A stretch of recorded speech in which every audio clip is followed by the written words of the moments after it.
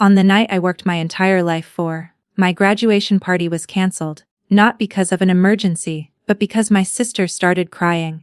What happened next? That moment changed my future forever. Hi.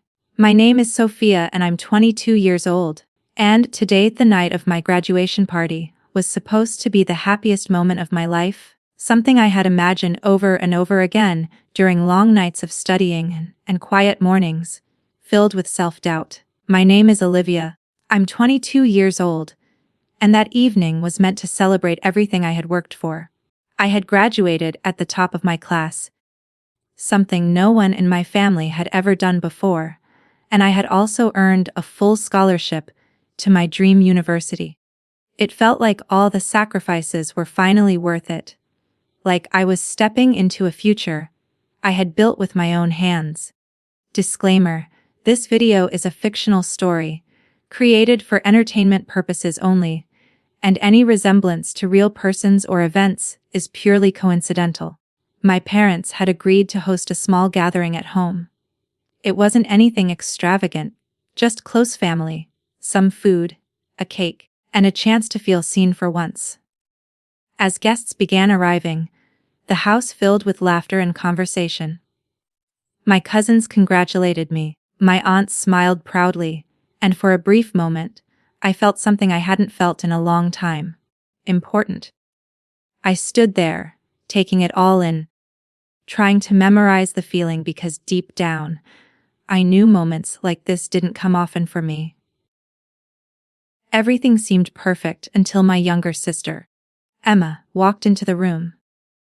At first, nothing seemed unusual. She stood quietly near the doorway, looking around at the decorations, the people, the attention focused on me. Then suddenly, without warning, she started crying. It wasn't a soft or subtle reaction. Her sobs were loud, dramatic, and impossible to ignore.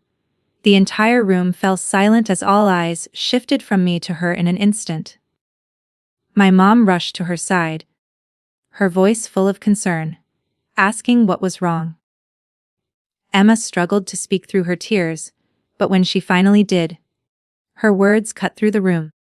She said that everyone always focused on me, that no one cared about her, that she felt invisible in her own family. The atmosphere changed immediately. The celebration that had been building, just moments before, dissolved into tension and discomfort. I stood there, confused and frozen, waiting for my parents to reassure her and move on, to remind her that this night was about my achievement. But instead, my dad let out a tired sigh and suggested that maybe the party should end early. At first, I thought I had misheard him. The idea felt so absurd that my mind refused to accept it. But then I saw the way my mom nodded, the way guests began quietly gathering their things, and the way the music was turned off, as if it had never belonged there in the first place. Within minutes, everything I had been looking forward to was gone. People offered me awkward smiles and quick congratulations on their way out, avoiding eye contact, as if they were witnessing something they didn't want to be part of. The cake sat untouched on the table, a silent reminder of a celebration that never truly happened. Meanwhile, Emma's crying began to fade, as she was comforted and reassured, her presence suddenly becoming the center of everything. I didn't say anything. I didn't argue or raise my voice. I just stood there, watching as the night slipped away from me. Eventually, I walked to my room and closed the door behind me, sitting in the quiet that followed. It wasn't just disappointment I felt, it was something deeper, something heavier. It was the realization that no matter what I achieved, it would always be overshadowed by someone else's emotions.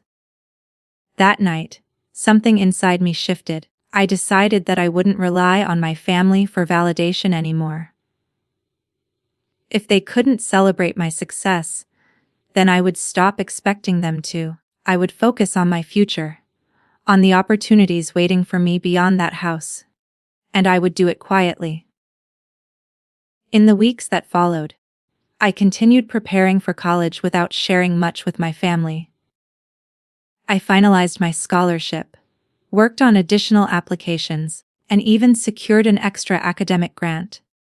My world was moving forward, but I kept it to myself. It felt strange at first, hiding such important milestones, but it also felt safer, like I was protecting something valuable from being taken away again. One evening, as I passed by Emma's room, I heard her talking on the phone. I wasn't trying to listen, but her laughter caught my attention. She sounded completely different from the girl who had cried so loudly at my party. Curious, I paused, and what I heard next made my stomach drop. She was telling her friend how she knew our parents would cancel the party, how they always took her side, and how easy it had been to turn the attention back to herself. In that moment, everything became clear. It wasn't just jealousy or insecurity, it had been planned. The tears, the timing, the words. None of it was accidental. I felt a wave of anger rise inside me, mixed with something colder and more controlled. But instead of confronting her, instead of creating another scene, I made a different choice. I decided to wait, and yeah, that's how the night that was supposed to break me actually made me stronger. Sometimes, the people who are supposed to support you the most are the ones who teach you the hardest lessons. But in the end, success doesn't need permission. And it definitely doesn't wait for anyone's approval. So if you've ever felt ignored, replaced, or underestimated, just remember, your moment is coming too.